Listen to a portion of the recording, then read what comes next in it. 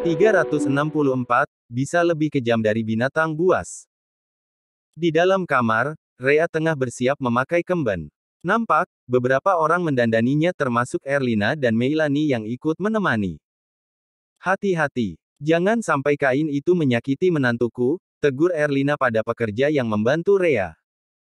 Wanita paruh yang membantu Rea hanya tersenyum. Tahu kekhawatiran Erlina. Anda tidak perlu khawatir nyonya, saya biasa melakukan ini. Erlina menghela napas. Dia menatap menantunya seraya tersenyum. Jika kainmu terasa sesak, cepat beritahu. Jangan hanya diam saja. Baik Oma, jawab Rea dengan senyum yang mengembang. Rea senang, Erlina sangat perhatian padanya. Dari mulai tubuhnya dililit kain kemben khusus siraman sampai dipasang kalung melati di sekitar leher, Erlina terus menegur wanita yang mendandaninya tanpa Rea harus repot mengucapkan sepatah kata pun. Erlina seolah tahu, mana hal yang membuatnya nyaman dan tidak. Nina sedang dalam perjalanan kemari. Nanti, dia yang akan menemanimu. Tante masih harus mengecek persiapan untuk acara, tutur Meilani. Rea mengangguk. Sebenarnya, Rea tidak masalah walau ditinggal sendiri. Keberadaan Erlina dan Meilani justru membuat Rea sedih, karena mengingatkan Rea pada ibunya. Tapi sayang, nampaknya Erlina dan Meilani tidak menyadari itu. Ceklek. Semua orang di dalam kamar menoleh saat mendengar suara pintu terbuka. Nampak, Raditya berdiri mematung di depan pintu. Tatapannya tertuju pada Rea yang tengah dipasangi bunga melati di kepalanya. Aditya, ada apa kemari? Rea menautkan alis seraya tersenyum pada suaminya. Raditya terkesiap dari lamunannya. Dia berjalan menghampiri istrinya. Belum selesai. Tanyanya basa-basi. Raditya terlihat salah tingkah. Terlihat dari gerakan matanya yang tidak bisa lepas dari istrinya. Apa aku terlihat aneh? Rea merasa risih dengan tatapan suaminya. Tidak. Raditya menggeleng seraya berdeham. Dia berdiri di samping Rea menggantikan wanita parubaya sedang mendandani istrinya. Kamu terlihat. Kata-kata Raditya terpotong karena kecupannya di kepala Rea. Sontak, para pegawai menundukkan kepala. Cantik, tukas Raditya setengah berbisik. Namun, masih bisa didengar oleh Elina dan yang lainnya. Rea mencubit lengan suaminya. Wajahnya memerah. Dia memajukan sedikit bibirnya. Cantik apanya? Bulat begini. Raditya terkekeh. Rea memang terlihat berisi dengan kemben selutut yang menutupi perutnya yang buncit. Rambut pendeknya pun membuat wajah Rea terlihat bulat, tapi itu justru membuat Raditya gemas. Wanita hamil memang membawa aura kecantikannya sendiri. Dan suami yang peka akan menyadari hal itu. Suami yang baik akan menerima setiap perubahan yang terjadi pada istrinya. Dia akan semakin mencintai istrinya saat perut ramping istrinya berubah buncit. Dan akan semakin menyayangi istrinya saat pipi tirus istrinya mulai mengembung karena tubuhnya yang semakin berisi akibat kehamilan. Bulat, tapi menggemaskan, goda Raditya seraya mencubit sayang pipi cubi Rea. Plak. Jangan ganggu istrimu. Kamu membuatnya malu. Erlina memukul pelan punggung Raditya. Membuat pria itu terkekeh. Sadar, jika di kamar itu ada orang lain selain dirinya dan Rea. Raditya melirik wajah istrinya yang bersemu merah. Raditya semakin gemas pada istrinya. Sepertinya, aku harus cepat-cepat keluar dari kamar ini. Sebelum aku memakanmu di hadapan semua orang, bisik Raditya dengan suara pelan. Aditya. Rea kembali mencubit lengan suaminya. Dia tersenyum malu seraya menundukkan wajah. Raditya mengecup pucuk kepala istrinya. Tanpa Rea sadari, Raditya memberikan tatapan isyarat pada Erlina dan Meilani. Seolah berkata agar nenek dan bibinya ikut keluar bersamanya. Raditya berlutut di depan Rea, lalu mengecup perutnya. Aku menunggumu di luar. Setelah selesai berias, aku akan menemanimu. Rea mengangguk. Sebentar lagi selesai. Raditya beranjak pergi dari kamarnya. Tak lama, Meilani pergi menyusul Raditya. Bertepatan dengan itu, Franz dan Nina datang.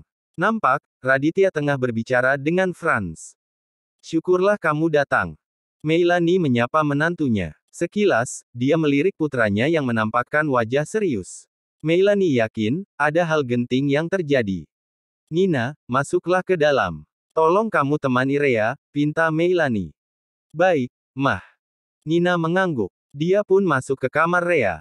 Begitu pintu kamar tertutup, Meilani segera menghampiri keponakan dan putranya.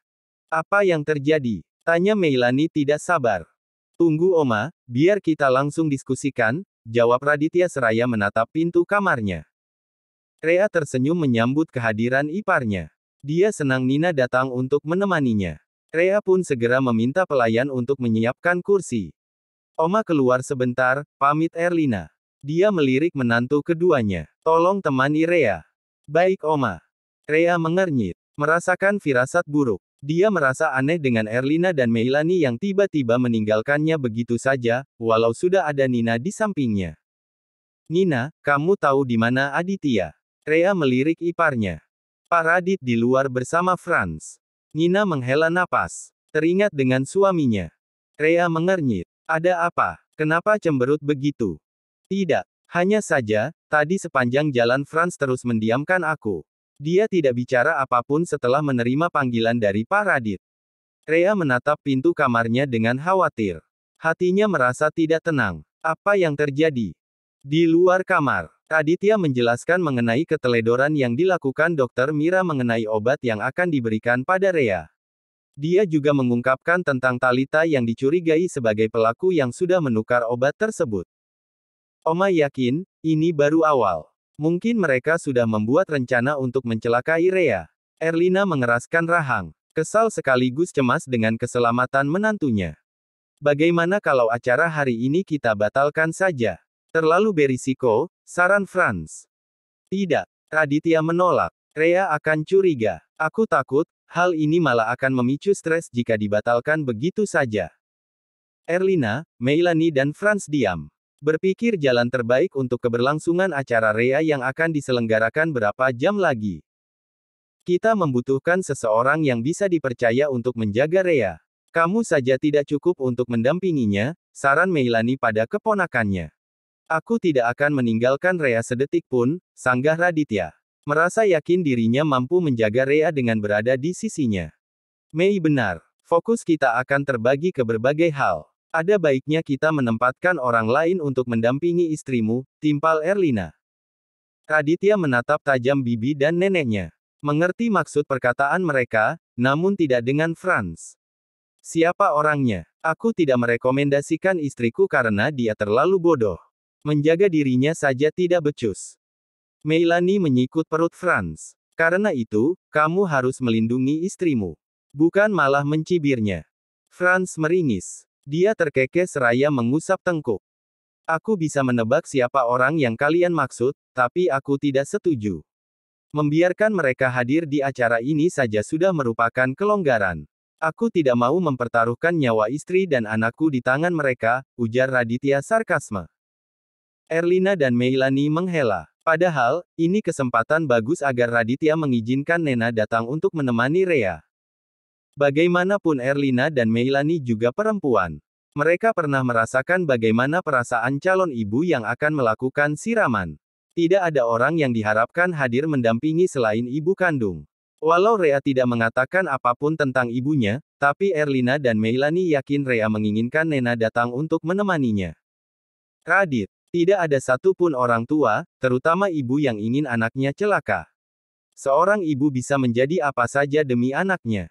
Dia bisa merubah kepala menjadi kaki untuk membuat anaknya bahagia. Dan seorang ibu bisa bersikap lebih kejam dari binatang buas untuk melindungi anak-anaknya. Apa yang kamu ragukan dari mertuamu? Jika kami saja melindungi Rea dengan segenap kemampuan. Apalagi mereka orang tua kandungnya. Oma tidak memintamu untuk menerima mereka, Oma hanya ingin kamu memberi kepercayaan pada mereka untuk ikut menjaga Rea. Ingat Radit, istrimu tidak akan pernah lahir jika bukan karena mertuamu. 365, seperti ada lubang. Raditya diam. Tidak menimpali perkataan neneknya. Dia tahu, Erlina dan Meilani hanya ingin memberikan penjagaan terbaik untuk Rea. Namun, Raditya tetap tidak bisa membiarkan mertuanya mendekati Rea. Oma sudah mengatakan apa yang ingin Oma sampaikan. Keputusan ada padamu, Oma tidak akan memaksa, ujar Erlina. Sadar akan ketidaksetujuan cucunya tentang saran yang dirinya dan Meilani berikan. Maaf, ucap Raditya dengan tegas. Wajahnya datar tanpa ekspresi. Tidak menunjukkan emosi apapun. Meilani mengedikkan bahu. pasrah dengan keputusan keponakannya. Kalau kata-kata Erlina saja tidak didengar, apalagi kata-katanya. Raditya pasti menganggapnya angin lalu. Dari dulu, tidak ada yang bisa membujuk Raditya kecuali dirinya sendiri. Kalau begitu, aku dan Nurman akan mengecek keamanan. Mama bisa mengecek persiapan acara dan nenek menemani Rea, bagaimana? Franz menengahi kecanggungan yang terjadi karena sikap keras kepala Raditya. Meilani mengangguk. Setuju. Mama juga akan memastikan identitas karyawan. Aku tidak ingin kecolongan seperti pada acara pernikahanmu. Baiklah. Waktu kita banyak. Sebaiknya, kalian kerjakan tugas masing-masing, tutur Erlina. Dia melirik Raditya yang masih diam. Temani saja istrimu, biar Oma yang menunggu kedatangan dokter kandungan Rea. Raditya mengangguk. Dia masih bungkam. Franz, Erlina dan Meilani segera pergi ke lantai bawah, sedang Raditya beranjak menuju jendela di lorong kamarnya. Dia berdiri memperhatikan orang-orang yang berlalu lalang di pekarangan rumah. Ceklek. Raditya menoleh saat beberapa wanita yang menemani Rea keluar dari kamarnya. Apa sudah selesai? Raditya bertanya pada Nina yang juga ikut keluar. Nina mengangguk. Sudah. Rea ingin ditinggal sendirian. Dia bilang ingin menenangkan diri. Raditya tidak berkata apapun lagi. Dia menatap pintu kamarnya dengan tatapan sulit diartikan. Mendengar istrinya ingin ditinggal sendirian. Hati Raditya tidak tenang. Dia yakin, ada yang tengah Rea pikirkan saat ini. Rea tipe wanita yang tidak mudah terbuka pada orang lain. Dia tidak akan bercerita tentang perasaannya pada sembarang orang. Jika ada masalah, Rea akan lebih memilih memendamnya sendirian daripada menceritakannya. Franz berada di lantai bawah, ujar Raditya pada Nina, lalu beranjak masuk ke dalam kamar. Dia mengusirku. Nina tercengang mendengar kalimat sepupu iparnya. Dia menatap kesal pintu kamar Raditya. Padahal, Nina ingin menemani Rea.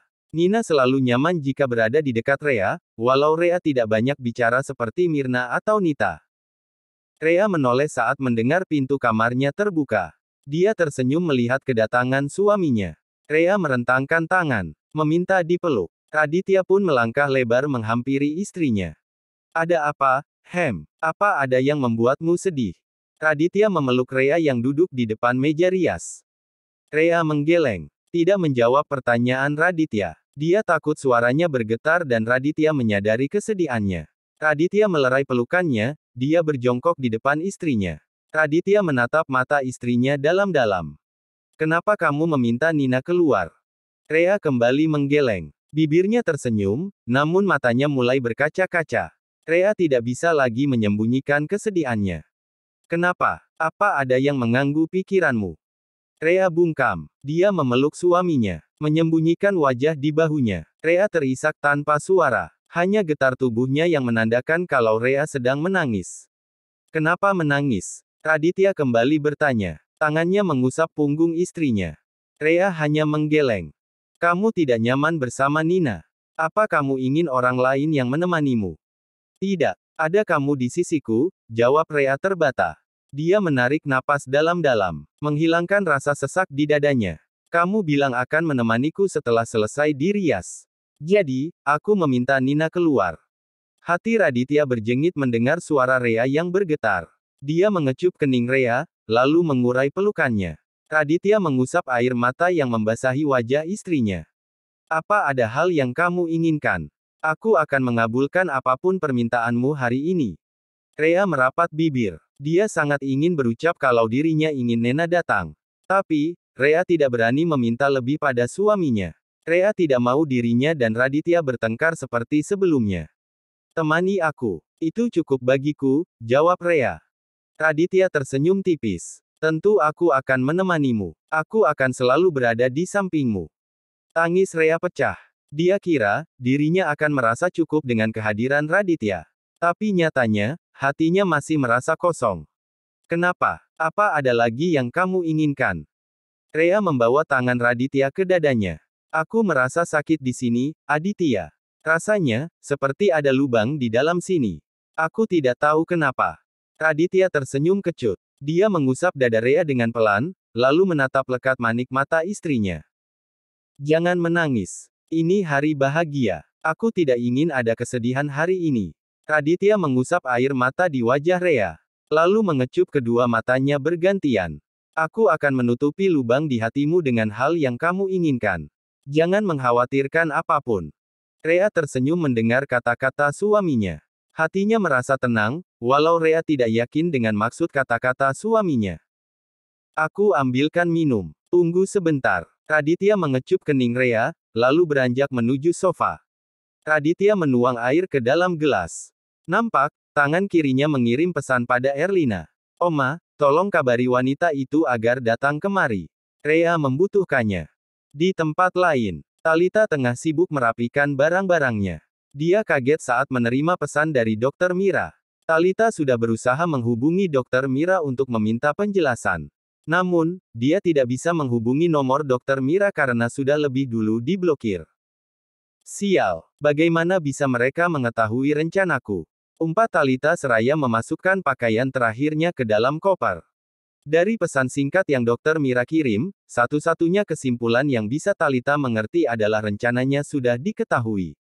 Dan Talita yakin, saat ini dirinya sedang diincar oleh anak buah Raditya. Brengsek, kenapa semua jadi berantakan? Padahal tinggal selangkah lagi. Talita terus menggerutu sambil menutup resleting kopernya. Dia pun menarik kopernya keluar kamar. Kamu mau pergi? Talita menatap Pramono yang duduk di kursi sambil memilih alat penyamaran yang akan digunakannya nanti sore. Nampak, kening pria itu berkerut saat melihatnya keluar dari kamar sambil membawa koper. Aku harus segera pergi ke Aussie, jawab Talita terbata. Alis Parmono bertaut. Bukankah kamu baru akan berangkat besok? Kenapa mendadak pergi seperti ini? Talita menghampiri Pramono seraya menyeret kopernya. Dia berdiri di hadapan pria itu. Rencana kita bocor. Dokter Mira menyadari obat yang aku tukar. Aku yakin, saat ini Raditya sedang mengincarku. Lalu kamu berniat kabur. Pramono berdiri dari duduknya. Matanya menatap Talita dengan nyalang. Rencana kita tinggal selangkah lagi, bagaimana bisa kami pergi begitu saja? Talita mengeraskan rahang. Andai Talita tidak takut keluarga Atmaja menyerang keluarga besarnya, tentu dia akan terus menjalankan rencananya dengan Pramono.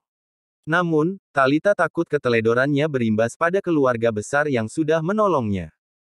Diamlah. Aku tahu itu. Tapi, aku tidak mau menjadi masalah untuk keluarga besarku. Jika kamu tetap ingin melanjutkan rencanamu, lanjutkan saja. Namun untuk saat ini, aku tidak bisa membantumu. Pramono menggeram. Tidak bisa begitu, kita sudah sepakat akan menjalankan rencana ini bersama-sama. Aku tahu. Aku minta maaf karena mengingkari janji. Aku benar-benar tidak bisa melanjutkan rencana kita karena semua itu terlalu beresiko bagiku. Talita mengambil amplop dari dalam tasnya. Ini ada sedikit uang untukmu. Anggap sebagai ganti rugi. Aku ingin kamu segera meninggalkan villa ini. Pramono meremas uang yang Talita berikan. Kamu pikir aku membutuhkan uang ini? Tentu kamu membutuhkannya. Kamu harus menyogok seseorang untuk bisa masuk ke rumah keluarga Atmaja. Aku sudah membatalkan janji dengan teman yang akan membantumu masuk ke sana. Aku harap, kamu berhasil dengan rencanamu. Aku pergi. Tanpa berkata apapun lagi, Talita beranjak pergi meninggalkan Pramono. Dia tidak mempedulikan teriakan Pramono yang memanggilnya. Talita, tunggu. Kita bicarakan semuanya baik-baik. Pramono menggedor kaca mobil Talita. Tidak ada yang perlu dibicarakan. Aku harus segera pergi. Lebih baik, kamu juga segera pergi, sebelum keluarga Atmaja menemukan tempat ini. Talita memacu mobilnya meninggalkan villa tempat Pramono dan dirinya tinggal. Sial, dasar wanita brengsek. Bisa-bisanya dia mencampakkan aku seperti ini, umpat Pramono seraya menatap nyalang kepergian mobil Talita. Bersambung.